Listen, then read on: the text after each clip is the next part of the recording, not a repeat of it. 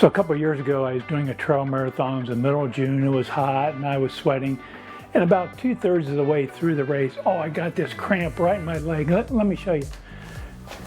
I got this cramp right here, right here. I have no idea what that muscle is called. If you know, please put it down in the description, but it stopped me dead in my tracks.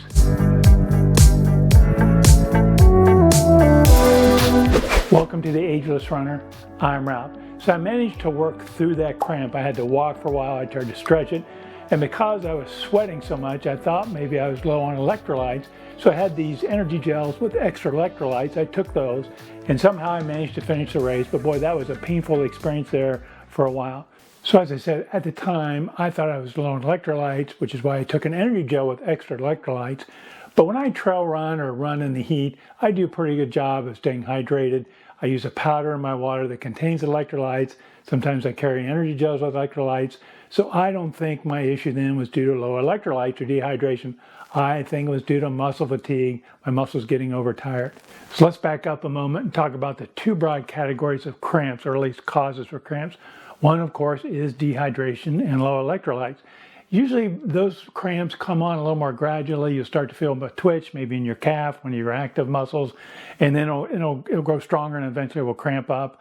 Often they're bilateral, which means if you get in one calf, you get in the other. They often be intermittent. It might go away and come back later because, again, you're low on electrolytes. The second type of cramp is what I believe happened to me, and that's due to muscle fatigue. Those usually come on all of a sudden. You're running along, you maybe make a step and you land on your foot, and all of a sudden you got a cramp, maybe in your calf or your quad.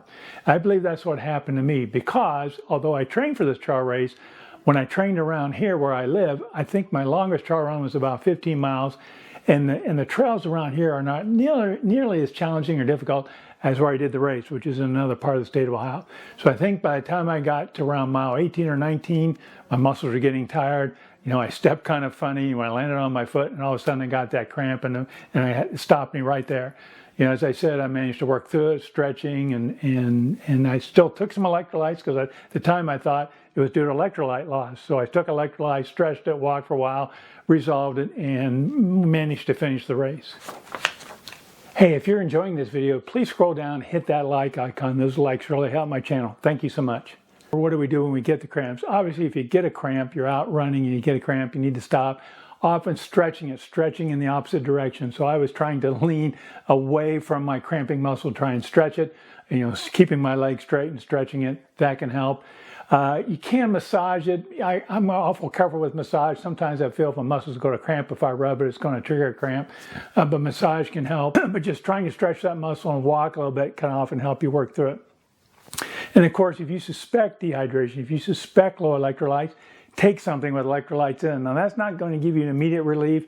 It's going to take a while for those to get in your bloodstream and give you some benefit. But certainly take some electrolytes, and that's what I did. So what can we do to help minimize getting cramps either during the run or post-run? Now, let me tell you one thing, though, that one risk factor for muscle cramps is having had muscle cramps. So if you've had a muscle cramp in the past, maybe a calf cramp, you're a higher risk for having a cramp again.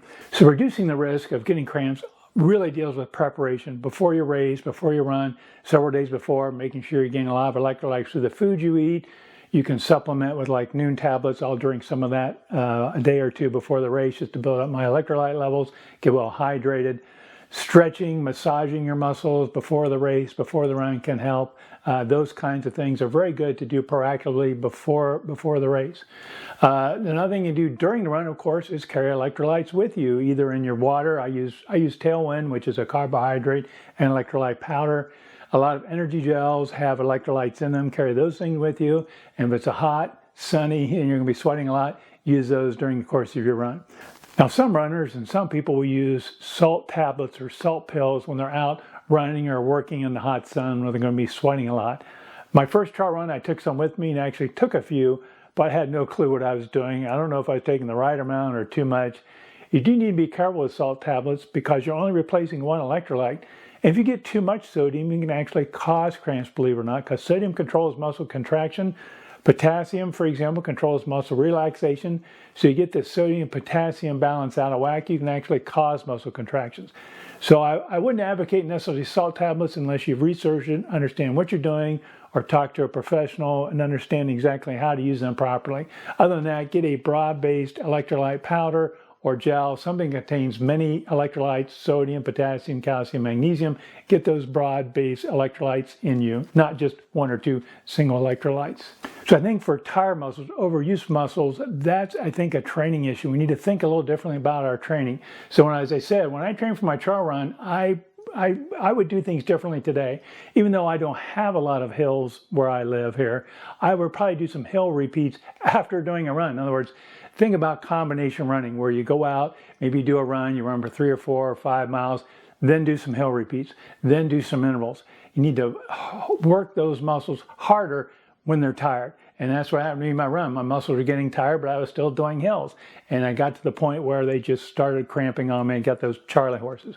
So I think about your training. Think about training a little harder in some of your runs, training harder on tired muscles. Get that activity in there so your body's used to it when you get ready to do your race or your long run. Since that time 2 years ago, I've not experienced a cramp during a run, but I sometimes get cramps after a run. It'll be the evening. I'll have my feet up on my ottoman. I'll be relaxing. I'll go to pull my legs back to get them off the ottoman, and I'll get that cramp in that same spot.